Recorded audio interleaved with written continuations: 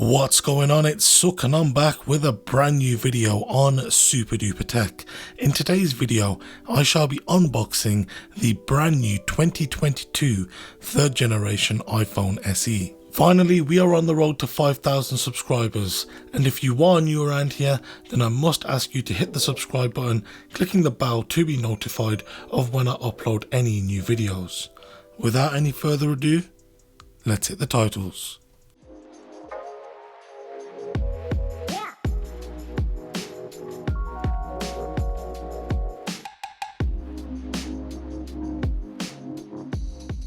So firstly, let's talk about this new model. It's available in a similar set of colours as the previous generation, though the black has been replaced by Midnight, the white by Starlight, and you also have, of course, product red.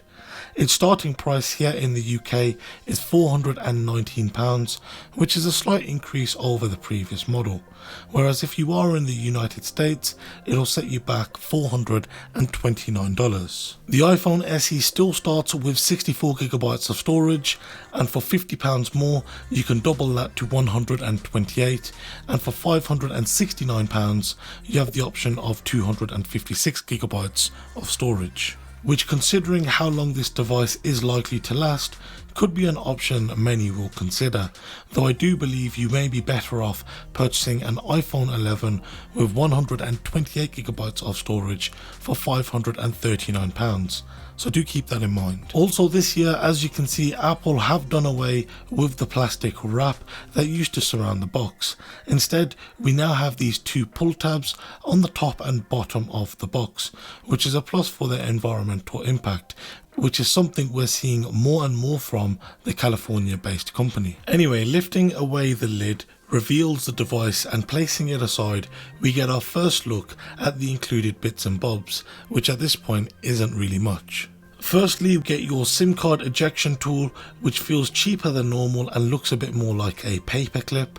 We also get the included paperwork, which is tiny and no longer includes details on your warranty, as this can now be found through the settings app. Along with the safety and handling guide, tips on how to use the device can also be found in the pre-installed tips app. Finally, we now have the standard Lightning to USB-C cable, which sadly is not braided or color matched like we've seen with the new iMac models. And then we have the device itself, so if you'd like to see this device tested, compared and then reviewed, then be sure to subscribe clicking the bell icon to be notified of when any new videos go live. Of course, if you have got any video suggestions or anything that you would like to see tested, then be sure to let me know by hitting me up over on my Twitter or Instagram, links to which can be found down below. Once again, thank you very much for watching, and I'll see you next time. Take care and have a good one.